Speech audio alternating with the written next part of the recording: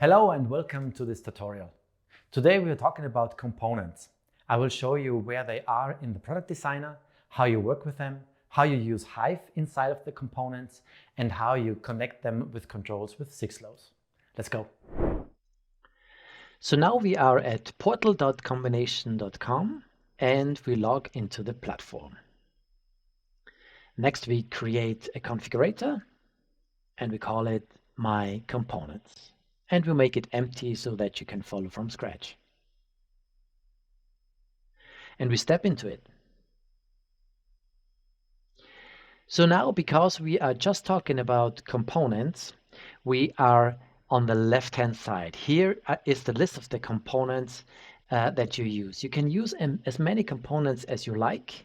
It's a flat list, but you can organize them in different titles like docs, checkout, configurator, any title that you want. For today, we create a sticker for this demo.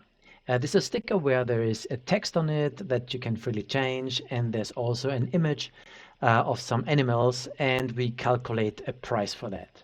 But for this demo, it's just the components, and we use it for a next video where we use controls for that. So to create a component, you click this plus button, and then you have different types of components.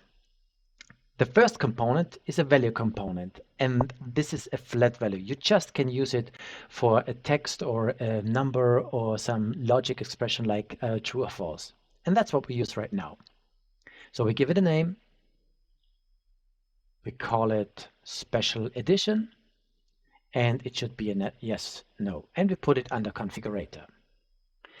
But before we go into the details, I want to show you what you see. On the right-hand side, you see the list of the properties. Right now, there's just one property. It's the value property. And this is the result of the whole component that you get later on when you use it in other components. Up here, there's the input property. This is the field that holds the value that the user inputs. And this value can be of different type, number, logic, and text. So what I want to do right now is, if the input has a value, then use it. If it does not have a value, this is the OR, then use the value I tell you, which right now is a false value. Shift Enter, and it's already accepted. So right now it's either input or false, and it should be a logic. So when there's an input selected, give it a true. Then you see right here, it's a true. If it's false, then it's false. And if it's empty, it's false as well because of the rule. This is how it works. So here's the user input, here's the rule, and here's the result. The next what we do is we want to have a component that calculates the price. So again, I press the plus button, a new value, and I give it the name called price. And this time I want to have it under the title pricing. So it's right here in pricing. And for this, I don't need an input. But what I want to have, I want to ask what special edition, if there's a special edition picked or not. And if yes, it should be the price 20. And if not, it should be a price 15. So right now I give it if the special edition is picked, then 20, else 15. This is how we use it. So if there's if the special edition is enabled, then use 20, and if it is false, it's 15. Control Enter, and now it's 15. So if I use a special edition, then the value is 20, and if I don't use a special edition, the value is 15. This is how you calculate prices. The next thing that we want to do is we want to let the user enter a text, and this text should be on the sticker. So we need another component, again a value component, and let's call it my text. And we use it in the configurator. So we have my text, and this should be a text. Call it John. And it should not be a number, it should be a text. So if nothing is input, then the result is John. And if something is in there, then it's whatever the user enters. So this should later on be on the sticker. But for now, we want to calculate the price for that. And let's say every letter is 10 cents. So I go into pricing and I add to that from my text dot length. This is the number of characters that this text holds. And we multiply it by 10 cents. This values that you see right here, I just put it in here for simplicity, but later on, of course, you can put it in a table on a single place where you can add or change all these values later on. So right now, John has 4 letters, so it's 40 cents. And if there would be something else, let's say Julian, which is 6 letters, then the price adapts accordingly. This is how you work with text. The next thing that we want to do is we want to make a graphic component so that we can put this text in a graphic. Same thing, add a new component, and this time we use a graphic component. Well, for graphic components, my graphic, and I put it into visualization this time, here. And in here I can work with different layers. Here you see the size of the sticker. I can change it right here and put some bigger or smaller things into it. So it's bigger and smaller and so forth. And I can also use several layers in this graphic component. Right now, I just want to add a layer where I see the text that the user input here. So I add the plus button right here and add a layer, a new visual. There are 2 types of visuals. There's a single visual, as the name says, it's a single visual. The dynamic visual are multiple visuals that you can copy or multiply with different rules. But for now, we just need a single visual. And there are several kinds of visuals. Image is just a picture. Text is what we need right now. Graphic component is another graphic component that you can create somewhere. Rectangle is just a rectangle that you can put some masks on it, or you can fill it with some full colors and so on, or scalable vector graphics with all its power. Right now, we just take the text. There's a font that you can use. There's an initial text, and I give it some other color. Let's say something like this.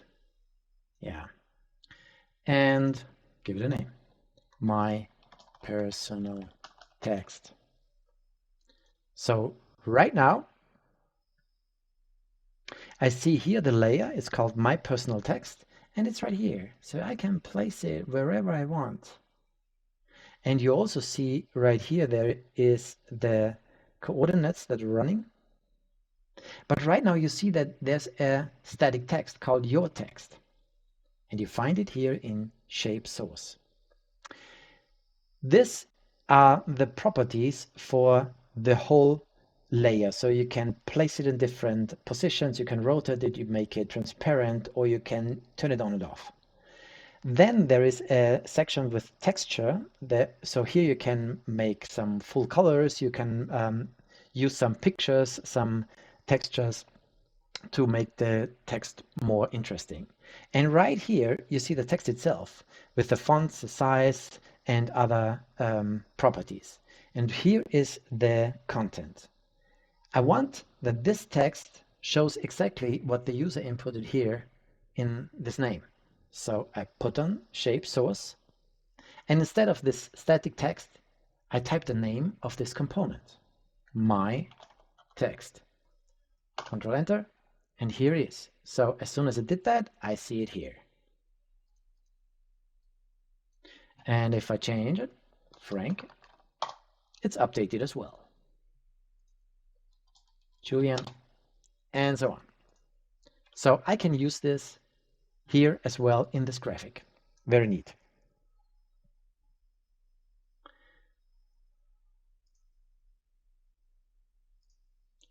Okay, that's for graphics. The next thing that we want to do is I want to show you how to work with tables. You find it here as well, and here you find the table component. The table component, however, is not entirely done in the Configurator editor in here. It just retrieves the data from the asset manager outside. This is important because the asset manager is a single point where you put all the data of the company in, and all the configurators of the company can use the data and make several things out of that. So the first thing that we do is we create the assets outside and then we grab it. So the first thing is we go to Assets and we open the Asset Editor. Right here, a new tab is opened, and here I create a new bundle and I call it Comp Demo. So here I have a new bundle, version 1, and then I upload all the data that I need for a table. And right now here, I do have something prepared. I have an Excel table that I want to upload. So I open it.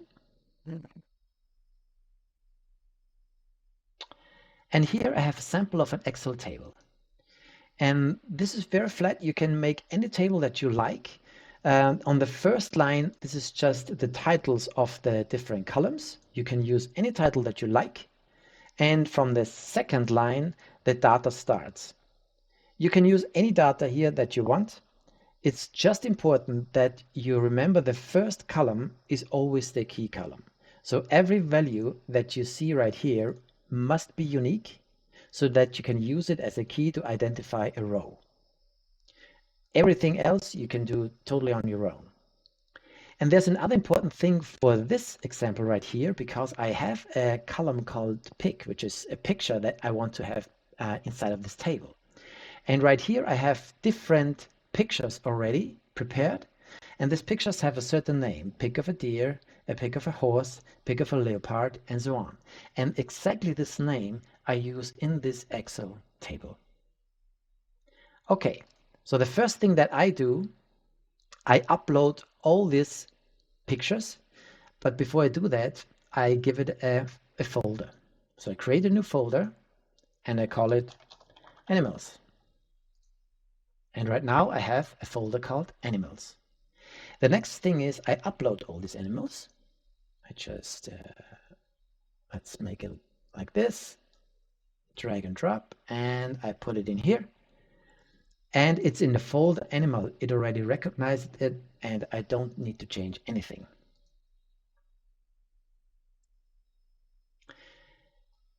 And now we also upload our Excel table. I put it right in here. And I don't want to have it in the folder. I want to have it in the root upload. And now I have to change it. Right now you see all the columns, but the third column should not be string. We know that the third column is a picture column. So instead of a string type, it needs to be a link to an image, which is animal. And it's in the folder animal. And the default value is pic of a deer. Let's say it like this. Okay, let's confirm it. So, and that's it from the assets. And now we can create the table. So the first thing that we need to do is we need to link the configurator to the asset. So we here at comp demo, and here is our bundle, and we just add it. So that's it. And now let's create the component. Click the plus. Table component, we call it my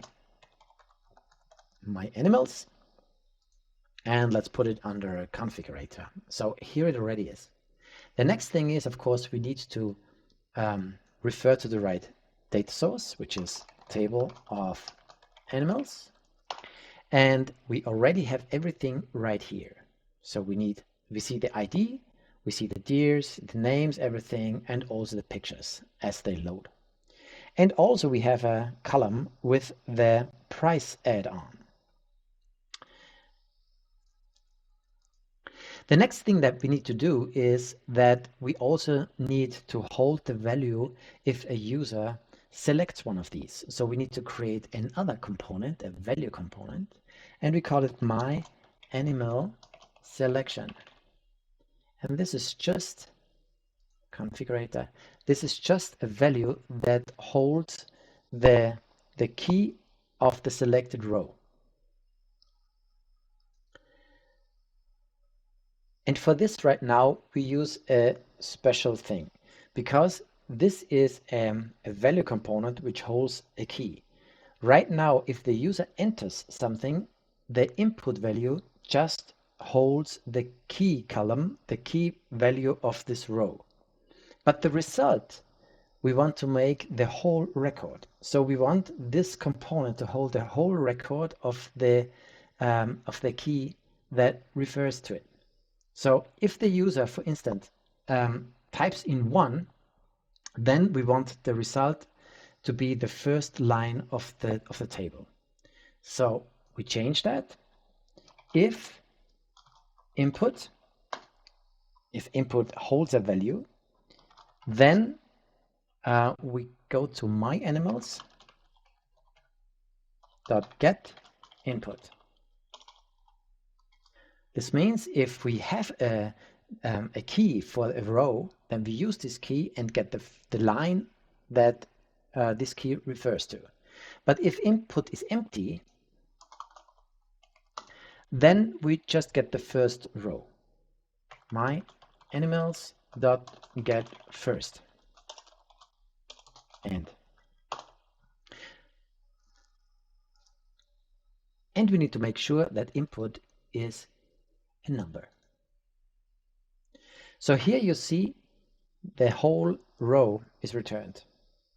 So if I say I want the third row, then the third row, the leopard, is picked. If I want to use the second row, then the horse is picked. And if I don't use anything here, then it's always the first row. So right now we want to use this price add-on in our pricing as well. So we simply go to price again, and we just add the price. Add my animal selection dot price add-on. Control Enter. And now the price of the selected animal is added. If I have here the line 3, which is leopard, then $3 should be added to it. So if I add 3, then it's 18.4. If I add 4, then just 1 is added. 4, 16.4. This is how it works. And the next thing that we want to do is we want to show this animals in the graphic view right here. So we add another layer, another visual, which is a single visual, and this time it's an image. We call it image placeholder and change it later on. My pick. And here it is. Here's this picture. But instead of this, we want to have the picture of the selected animal. So we go to texture source. And instead of this image, I go to my animal selection dot pick.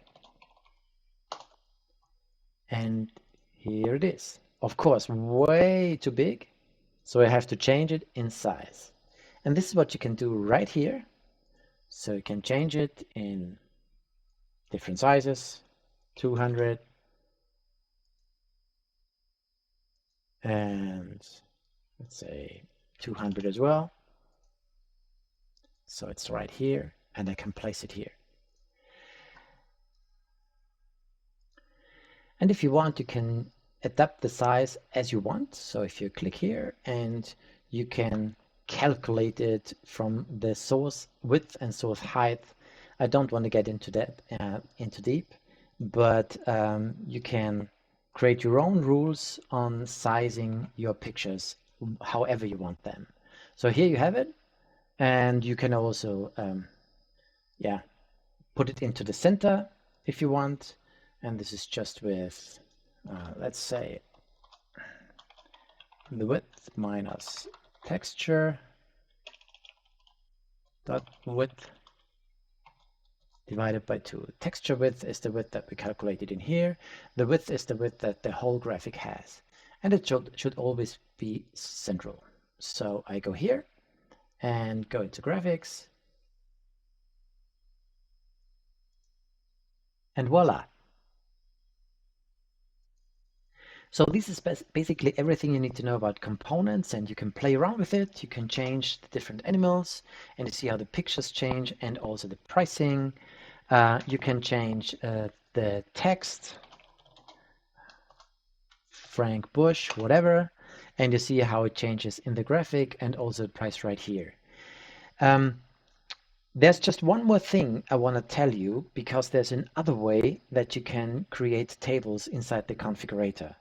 This is a way faster way to do that, but it is just suitable for small tables and if you don't change them that often. For this, you don't need assets. So you use this add component again, and here is the record component. And for a record component, you can do basically everything as well. So here you have a schema that you can create. The first column is a key, it's a number.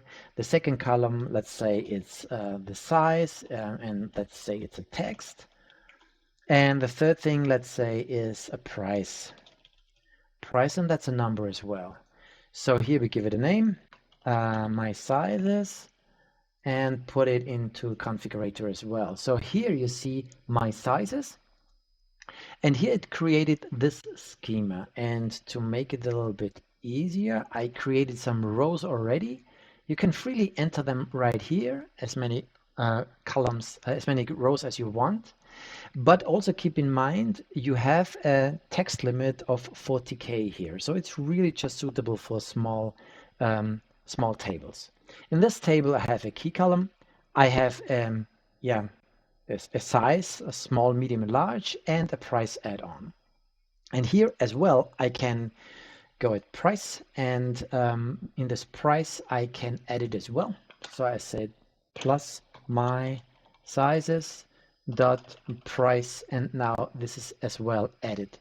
And here I have also a selected key property, and the user can directly put his input into this selected key. So it's very convenient, very fast, but keep in mind, it's just for small tables that you just use in there and you do not change them very often. In all the other case, use the table component instead. So this is everything for the components tutorial right now. We will use this data that we created right now, this sample, and build upon that for the controls tutorial. This is where we put a user interface on top of that so that the customer can play in a configurator with everything we created in here. But for now, play with it, have fun, and I'll see you in the next one.